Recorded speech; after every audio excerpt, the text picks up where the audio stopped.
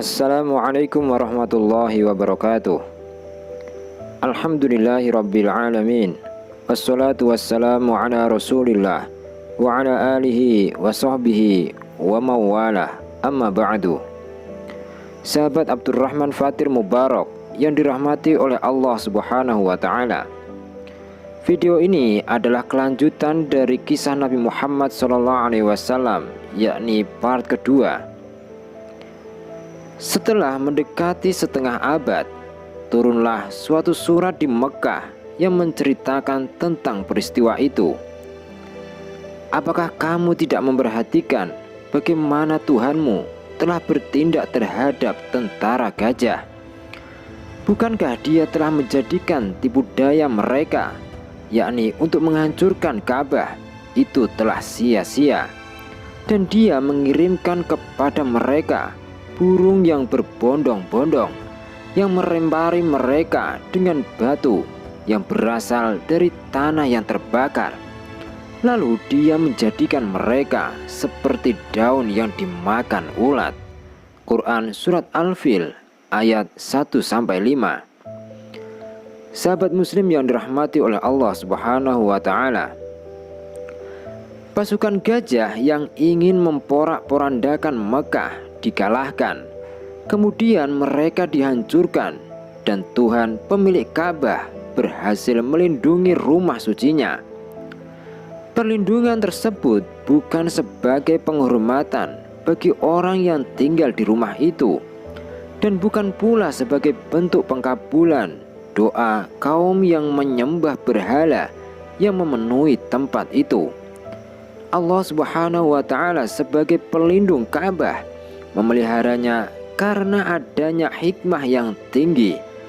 Allah Subhanahu wa taala menginginkan sesuatu dari rumah itu.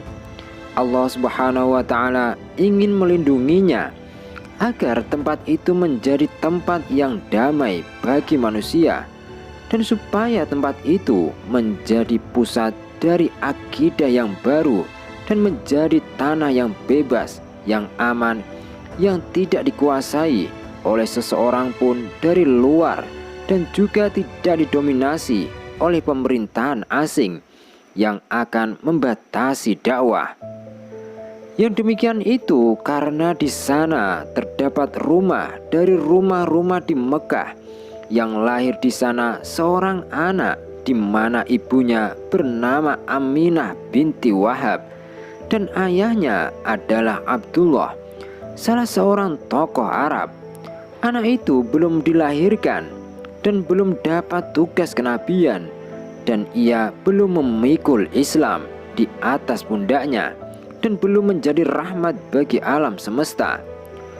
Kemudian datanglah Abraha yang ingin menghancurkan semua ini tanpa ia mengetahui semua rahasia ini.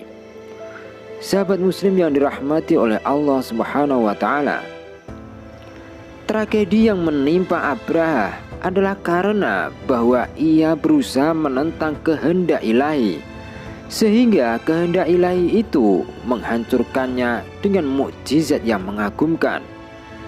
Datanglah banyak burung yang membawa batu-batuan yang tidak didengar suaranya. Kemudian burung-burung itu melemparkan batu-batu kepada Abraha beserta tentaranya. Semua ini berdasarkan rencana ilahi terhadap rumahnya dan agamanya serta nabinya, sebelum orang mengetahui bahwa Nabi Islam telah bersiap-siap untuk meninggalkan tempat tidurnya di perut ibundanya dan mulai memasuki kehidupan yang keras di muka bumi. Di tengah-tengah kegembiraan Mekah karena keselamatan penghuninya dan selamatnya Ka'bah, Aminah binti Wahab bermimpi. Di tengah suatu malam, ia menyaksikan dirinya berdiri sendirian di tengah-tengah gurun, dan telah keluar dari dirinya suatu cahaya yang besar yang menyinari timur dan barat dan terbentang hingga langit. Aminah tiba-tiba terbangun dari tidurnya, namun ia tidak mengetahui tafsir dari mimpinya itu. Berlalulah hari demi hari dari tahun gajah. Dan pada waktu sahur dari malam Senin hari ke-12 dari bulan Rabiul Awal, Aminah akhirnya melahirkan seorang anak kecil yang yatim yang bernama Muhammad bin Abdullah bin Abdul Muttalib, seorang cucu dari Ismail bin Ibrahim bin Adam. Sebelum ia dilahirkan, dunia mati karena kehausan padanya. Kehausan dunia sangat besar kepada cinta, rahmat, dan keadilan. Sekarang telah berlalu 600 tahun dari kelahiran Al-Masih, dan orang-orang Masehi telah menjauhi ajaran cinta. Bahkan keyakinan-keyakinan berhalaisme telah meresap kepada sebagian kelompok mereka, dan kejernihan ajaran tauhid telah ternodai. Sedangkan orang-orang Yahudi telah meninggalkan wasiat-wasiat Nabi Musa alaihissalam, dan mereka kembali menyembah lembu yang terbuat dari emas. Dan setiap orang dari mereka lebih memilih untuk memiliki lembu emas yang khusus. Demikianlah berhalaisme telah menyerang di bumi. Bumi dipenuhi oleh kegelapan, akal disingkirkan, dan Tuhan dilupakan. Dan mereka menyerahkan diri mereka kepada pembohong. Ketika jantung dunia telah terkena kekeringan, maka memancarlah dari timur suatu mata air keimanan yang jernih, yang menjadi puas dengannya separa dunia. Dan mukjizat terbesar terjadi ketika mata air ini mengeluarkan air yang jernih dari jantung gurun yang paling besar ketandusannya di dunia, yaitu gurun Jazirah Arab. Berkenaan dengan penggambaran masa tersebut, dalam hadis yang mulia dikatakan, sesungguhnya Allah melihat penduduk bumi, lalu Dia murka kepada mereka, baik orang-orang Arab maupun orang-orang Ajam, kecuali sebagian kecil dari ahli kitab. Sahabat muslim yang dirahmati oleh Allah Subhanahu wa ta'ala, di tenda yang kasar, maka lahirlah seorang anak yatim yang kemudian bertanggung jawab untuk memberikan minum kepada dunia yang haus pada cinta, keadilan, kebebasan, serta kebenaran. Sementara itu, beberapa langkah dari tempat kelahirannya terdapat berhala-berhala yang memenuhi Baitul Atiq dan sekitar Ka'bah yang dibangun oleh Nabi Ibrahim dan Nabi Ismail agar menjadi rumah Allah Subhanahu wa ta'ala, dan Dia disembah di dalamnya dan manusia merasa tentram di dalamnya. Di rumah yang kuno ini yang dibangun sebelumnya oleh Nabi Adam dipenuhi patung-patung Tuhan yang terbuat dari batu dan kayu. Ini menunjukkan betapa akal orang-orang Arab saat itu mengalami titik terendah.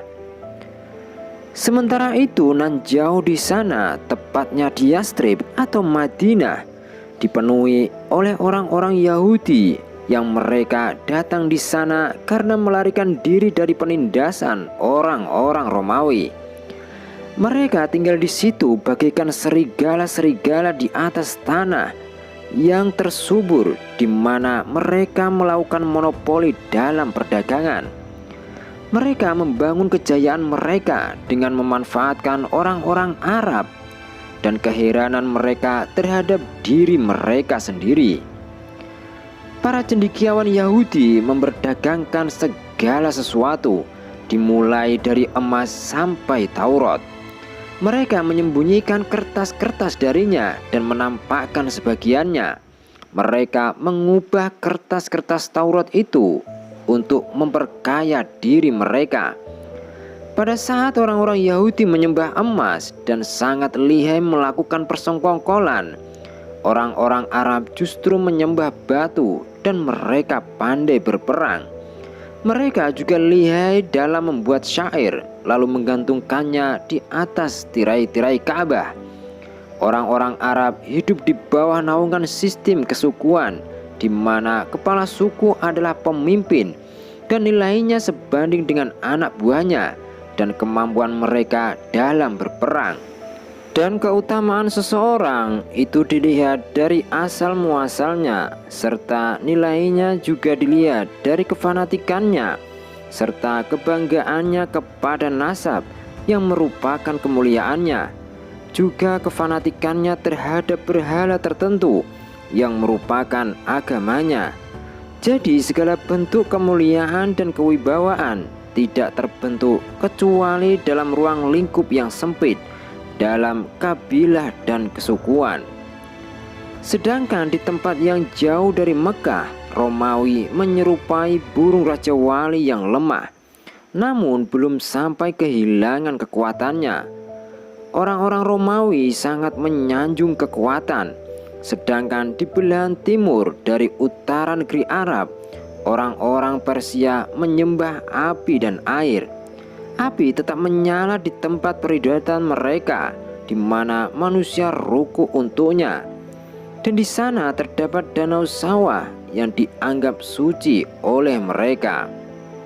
Sahabat muslim yang dirahmati oleh Allah Subhanahu wa Ta'ala, sementara itu Kisra, raja kaum Persia, duduk di atas singgasananya dan memberikan keputusan terhadap manusia. Keputusan Kisra selalu didengar dan dilaksanakan. Tidak ada seorang pun yang berani menentangnya dan menolaknya. Orang-orang Persia berhasil mengalahkan Romawi dan Yunani, sehingga mereka menjadi kekuatan yang dahsyat di muka bumi. Meskipun mereka memiliki kekuatan yang sangat luar biasa, namun penyembahan api jelas-jelas menunjukkan betapa bodohnya mereka dan betapa kekuatan mereka diliputi oleh kebodohan, sehingga akal mereka tercabut dan mereka terhalangi untuk mencapai kebenaran. Alhasil kegelapan semakin meningkat di setiap penjuru bumi, dan kehidupan berubah menjadi hutan yang lebat, di mana di dalamnya seorang yang kuat akan menyingkirkan seorang yang lemah, dan di dalamnya yang menang adalah kebatilan. Di tengah-tengah suasana yang demikian kelam, lahirlah seorang anak di tenda Mekah. Ketika anak tersebut lahir, maka padamlah api yang disembah oleh kaum Persia, dan keringlah danau sawah yang disucikan oleh manusia. Bahkan robohlah 14 loteng dari istana Kisra. Dan syaitan merasa bahwa penderitaan yang besar telah merobek-robek hatinya. Ini semua sebagai simbol dimulainya kehancuran kejahatan atau keburukan di muka bumi, dan terbebasnya akal manusia dari penyembahan terhadap sesama manusia atau terhadap hal-hal yang bersifat khurafat. Manusia diajak hanya untuk menyembah kepada Allah Subhanahu wa Ta'ala. Kelahiran Rasul sebagai bukti hilangnya kezaliman, sebagaimana kelahiran Nabi Musa alaihissalam yang menunjukkan kebebasan Bani Israel dari kezaliman Fir'aun.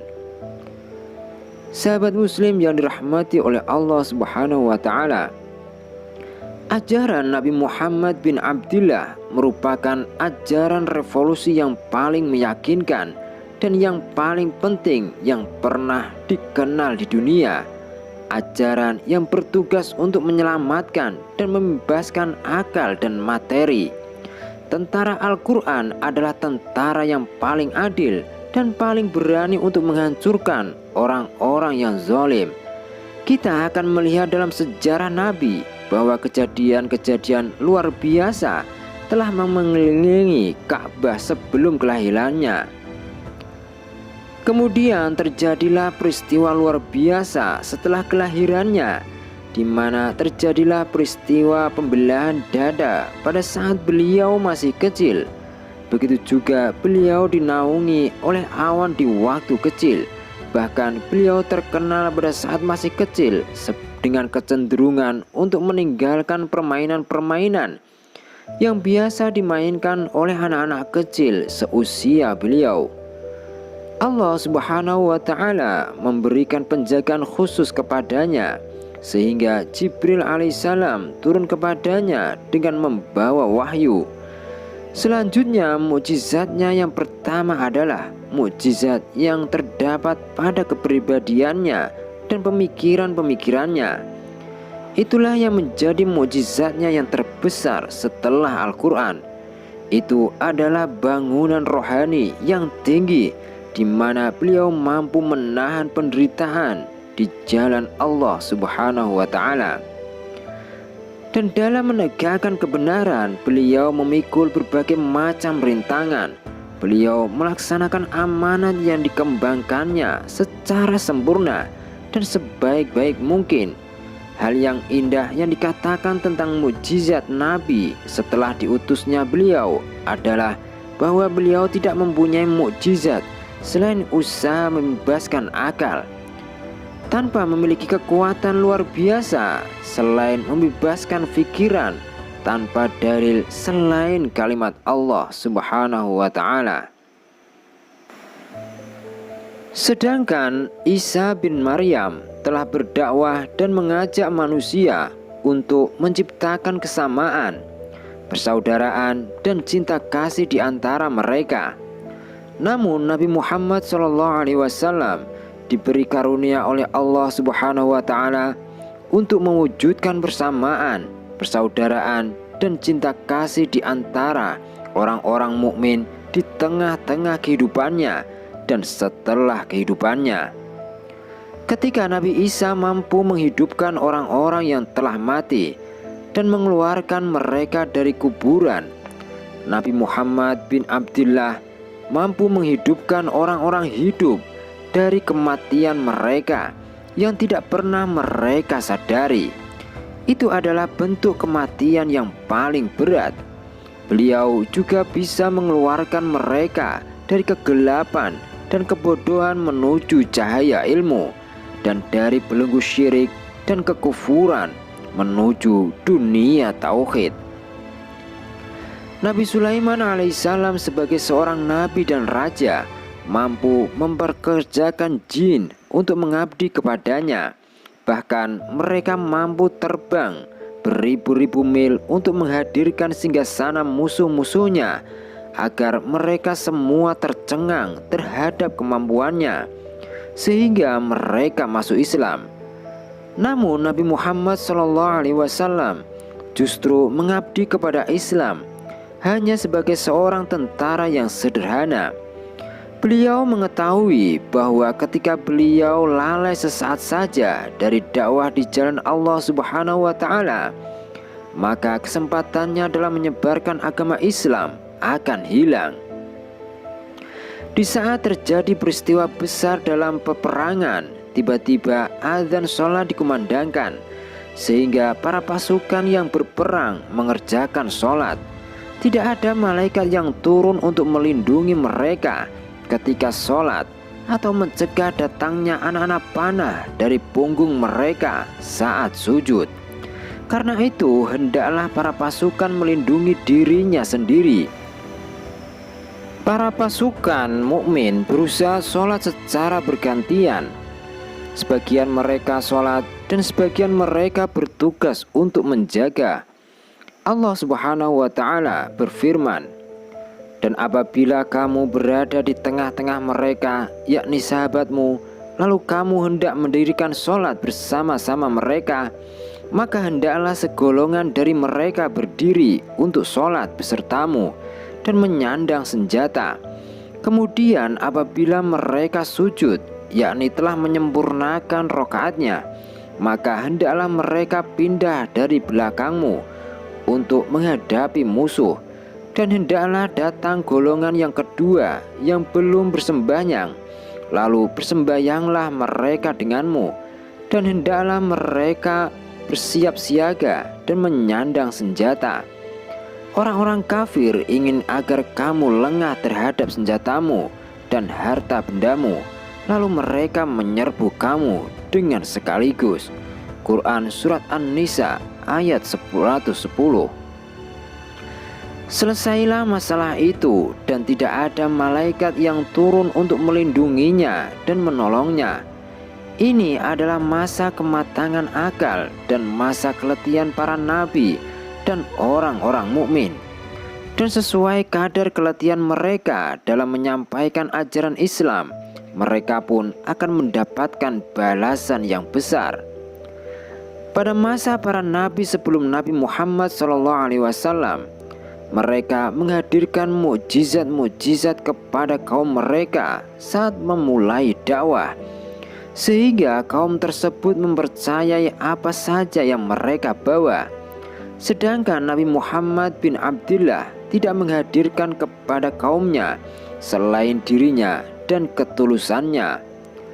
Allah Subhanahu wa Ta'ala telah memutuskan untuk melindungi Nabi Musa dan memerintahkannya untuk mengangkat gunung di atas kaumnya hingga mereka beriman kepada Taurat, atau untuk menjatuhkan gunung tersebut di atas mereka. Ketika mengetahui hal yang demikian itu, orang-orang Yahudi sujud dengan meletakkan pipi mereka di atas tanah, dan mereka mengamati bukit batu yang berada di atas kepala mereka yang diangkat oleh tangan yang tersembunyi. Sedangkan Nabi Muhammad bin Abdullah tak pernah memaksa seorang pun.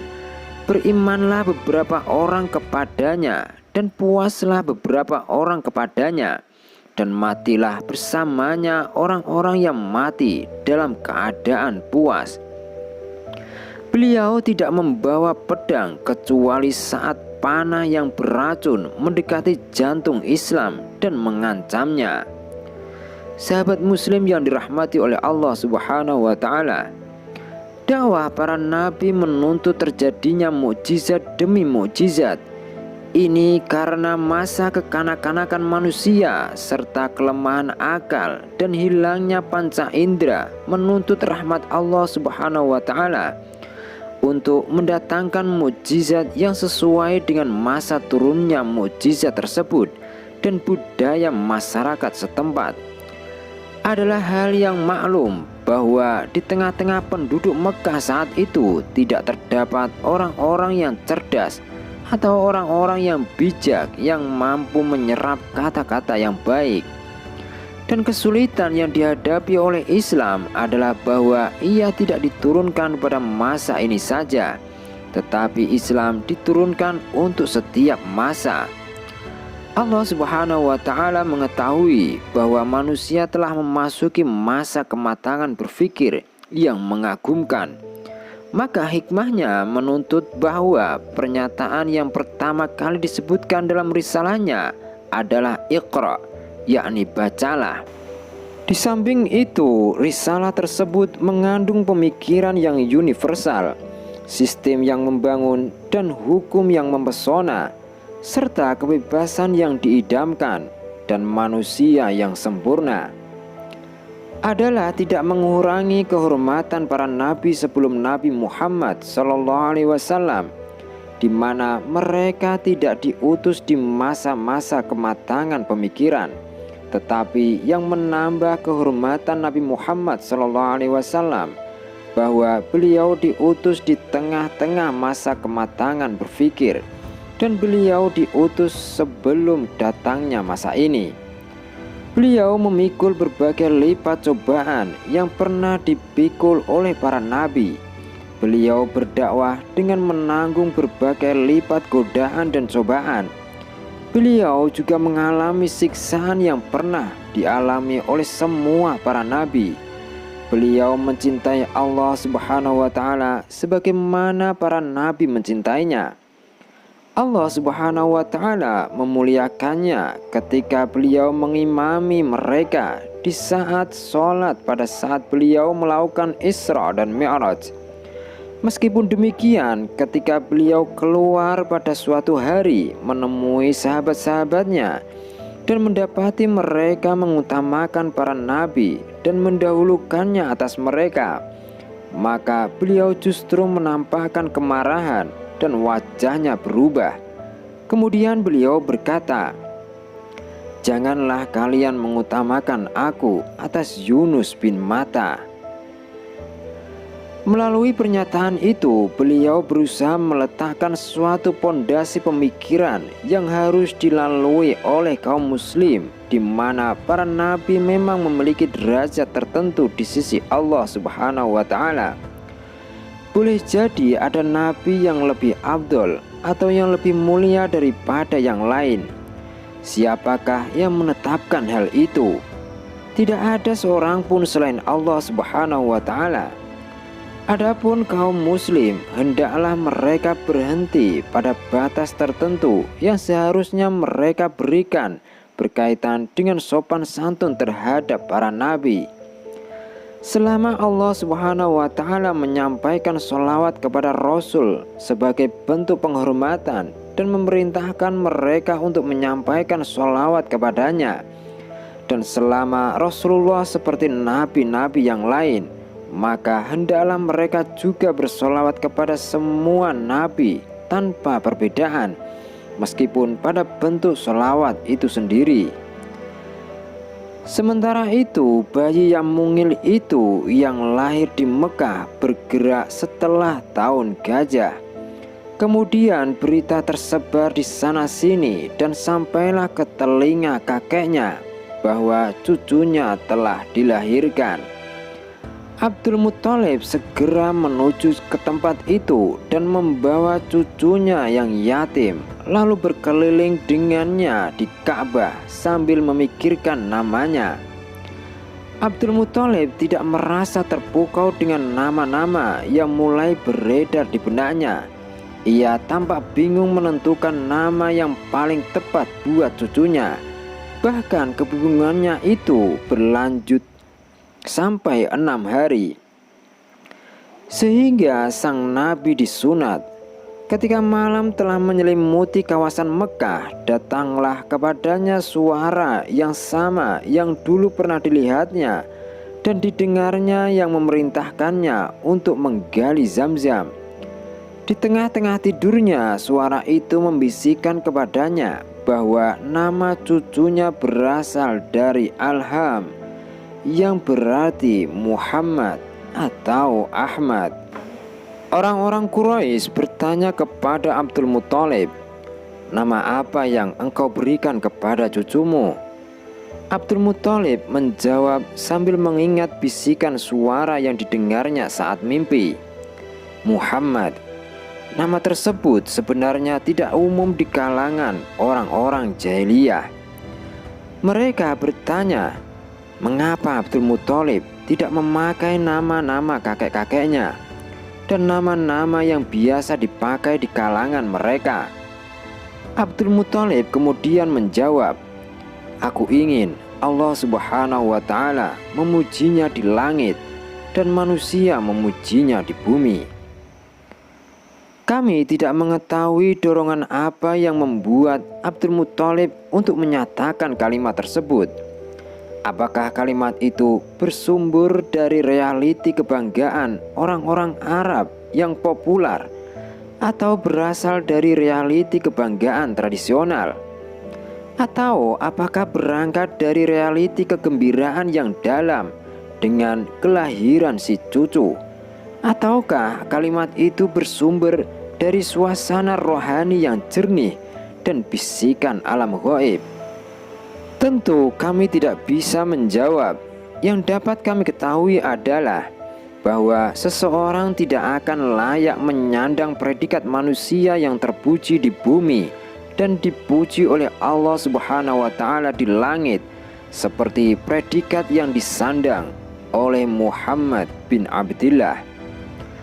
Sahabat muslim yang dirahmati oleh Allah Subhanahu wa Ta'ala, Nabi Muhammad SAW muncul ke alam wujud dalam keadaan yatim. Beliau ditinggalkan oleh ayahnya saat beliau masih dijanin di dalam perut ibunya. Allah Subhanahu wa Ta'ala berfirman, "Bukankah Dia mendapatimu sebagai seorang yatim, lalu Dia melindungimu?" Quran Surat Ad-Duha ayat 6. Allah Subhanahu wa Ta'ala melindunginya. Orang-orang sufi mengatakan bahwa sebab-sebab kemanusiaan seperti adanya kakeknya Abdul Muthalib dan bagaimana ia mengasuhnya dan melindunginya tidak lain hanya bentuk lahiriah yang tidak begitu penting. Sedangkan bentuk batiniah yang sebenarnya adalah kita berada di hadapan manusia yang dilindungi dan diasuh oleh Tuhannya sejak masih kecil. Allah Subhanahu wa Ta'ala mendidiknya saat masih kecil dan mengujinya dengan keyatiman saat beliau masih janin, serta mengujinya dengan kelaparan sejak masih kecil, dan dewasa dengan kematian si ibu saat beliau masih kecil, dengan keterasingan di tengah-tengah keramaian dan dengan terjaga di tengah-tengah tidur, serta dengan penderitaan demi penderitaan. Allah Subhanahu wa Ta'ala telah menyiapkannya sejak usia dini untuk memikul beban risalah terakhir. Selanjutnya, ibunya seringkali memeluknya lebih dari sebelumnya. Ia melihat bahwa banyak dari wanita-wanita yang menyusui tidak berkenan untuk mengasuhnya. Adalah sudah menjadi tradisi yang berkembang di Mekah, di mana keluarga-keluarga yang mulia mengirim anaknya ke kawasan dusun agar anak tersebut menyerap dan menghirup udara segar serta memperoleh mainan yang memadai. Dan biasanya wanita-wanita yang menyusui anak-anak lebih tertarik menyusui anak-anak dari orang-orang kaya. Namun ketika pemimpin manusia seorang yang fakir, maka wanita-wanita yang biasa menyusui tidak berminat kepadanya. Wallahu a'lam bishawab. Insyaallah lanjut part yang ketiga. Jangan lupa ya guys untuk subscribe, like, dan share. Semoga bermanfaat. Amin.